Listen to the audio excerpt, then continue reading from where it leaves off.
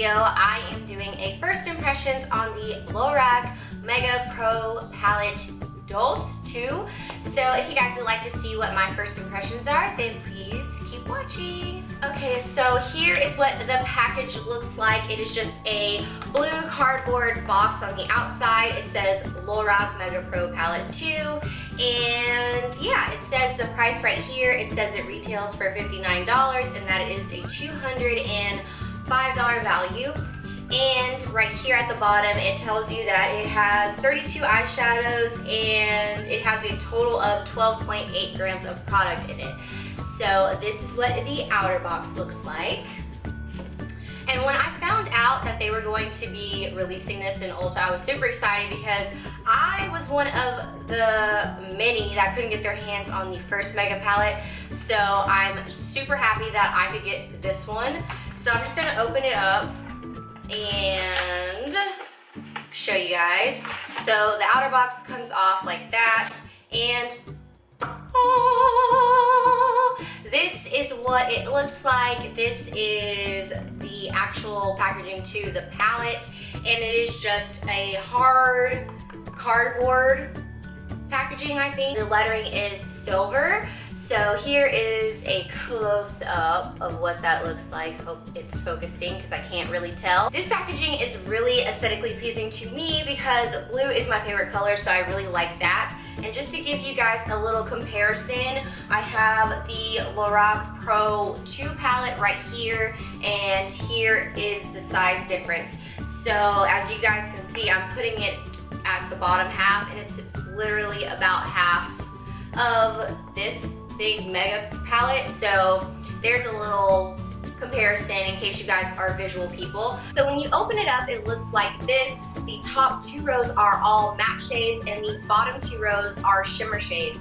So they have your greens, your mauves, purples, neutrals, warms. You have some golds in here, some really nice browns. It's just a really nice palette in my opinion. Just first opening it up, I'm thinking to myself, I can make a lot of different looks with this. That's my initial thought. Here is what it looks like right there.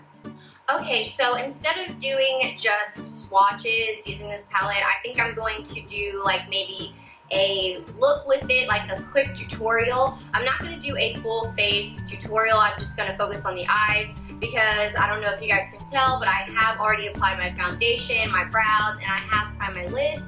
So I think I'm just going to zoom you guys in a little bit closer so you can see how the shadows work on my eyes. So let's get started. Here is what some of the shades look like. There's so many different options that I really am not sure what I'm gonna do yet. I think I'm gonna do like a daytime look because it is the early afternoon today, which is Monday. So I kind of want to wear the makeup all day. So I think I'm gonna go with a daytime look. Oh, I think I'm gonna start off with a transitional shade like I always do. And I think I am going to start off with the shade Tawny. Here it is, right here. I think this will be a really good transitional shade for my skin tone. So I'm gonna take it on a fluffy blending brush and just pop that into my upper crease area. And already I barely touched any, and I'm using a really light hand, and I can already tell how pigmented this shade is. I don't know if it's coming off on camera, but I barely tapped, and I am tapping off the excess. I don't know if you guys can hear me tapping, but I can already tell that this palette is super pigmented, and that's something I really, really like, especially having a deeper skin complexion. It's really important for me to have shades that are going to be pigmented enough to be seen on my skin. So that's really, really nice, and I really like that. Well, I think I'm gonna go in with the shade Goji. I think that's how you pronounce it, and here is that one. It is this one right here, Goji. I think I'm gonna take that on a tapered blending brush and pop that straight into my crease, and I barely touched it and I tapped it and there was a lot of fallout. So again, I really recommend you either doing your face makeup last or, you know, tapping off the excess. But I typically, myself, I always do my face makeup last. Wow, I love this. Wow, okay. I always do my face makeup last anyway, so that's not really a huge concern of mine. But if you're someone who likes to do your face makeup first, you definitely want to tap off the excess with this. I kind of already know that because I already have a Lorac palette and I know about the fallout. But that is something you kind of want to keep in mind. I thought it was like a more mauve, lighter color, but it's coming off more cranberry-ish, I think. At least that's what it looks like to me right now. But I really, really like it. Wow. Wow. I'm thoroughly enjoying this right now. I don't know if you guys can tell, but I really am thoroughly enjoying this. I already knew about how pigmented Lorac shadows were because I have one already. But this is just beautiful.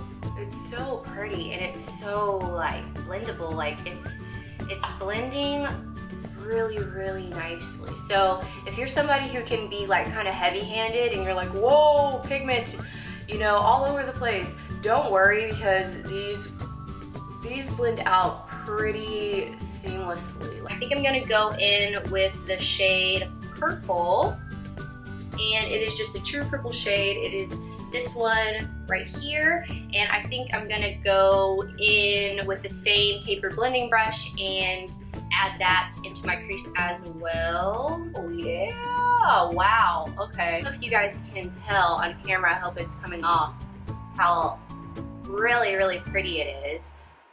Again, I'm using natural light, not studio light, so it's not gonna come off super bright. This is kind of what it would look like in actual sunlight. I love how this purple shade and this goji shade are blending together. I think they mix and complement each other so well. I heard Carly Bible talking about her palette and how she was saying how she wanted to incorporate like a lot of more mauve purple shades because they look really natural, and this to me is like, it's like a way of using color but still like being natural, like a natural daytime look. I'm just going to add this Cabernet shade right here. It's right next to Goji. It is a really nice darker brown color, at least that's what it looks like in the pan, so let's see how it looks. So I'm gonna take that Cabernet shade on my e.l.f. Expert blending brush, and I'm going to pop that in to the outer corners of my eye just to deepen it up a tad bit. I could definitely take this look up several notches to make it like to make it more nighttime or going out or dramatic. But I'm trying not to do that because I want to wear the makeup all day. And I don't want to look like a crazy person, but you could definitely, you could absolutely, you know, really take your eyeshadow look to the next level with these shadows. Easily. This is a true first impression because I literally just got this palette yesterday from Ulta. It was supposed to launch yesterday, October 4th. And I went about noon and there were only 5 left. So I was like, you know, I'm glad I went as early as I did. So if you are thinking about getting this palette, I would suggest going sooner and not waiting because I feel like this is gonna sell out. I think I'm gonna go with the shade Soft Plum. This shade right here, it's called Soft Plum.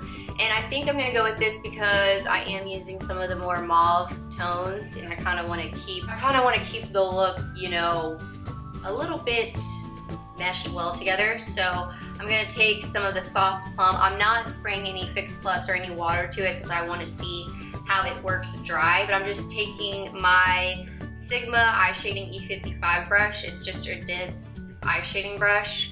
And I'm going to put this onto my lid, and personally, I always use some kind of water agent to kind of make my my shimmer shades more shimmery, more pigmented, more metallic looking.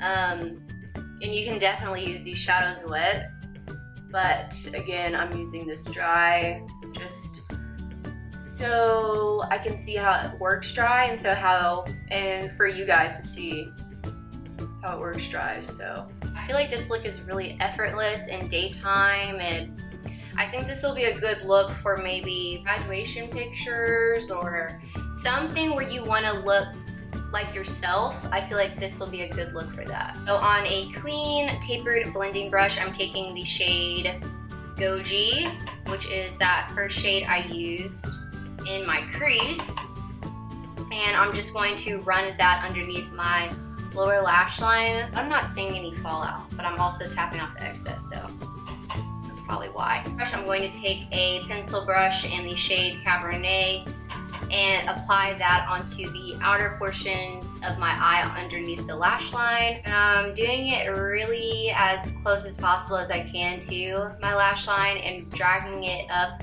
to kind of meet the top. Okay, so this is the finished eye shadow look right here. I'm just going to apply some mascara off camera, and I will be back to give my final thoughts on this palette. So this is the finished look. All I did was add some L'Oreal Telescopic mascara and Lolita to my lips.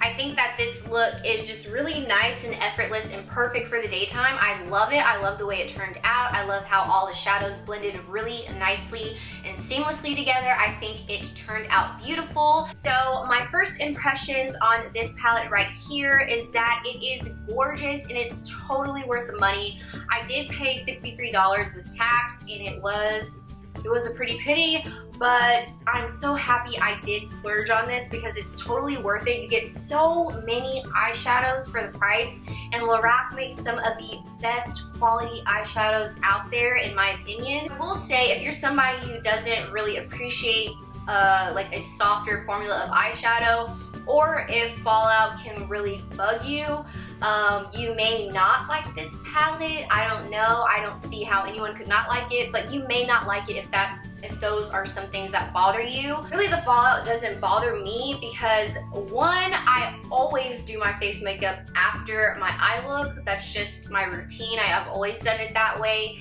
And also, another reason why it doesn't bother me is because you can just tap off the excess off of your brush and you'll be fine, I think, in my opinion.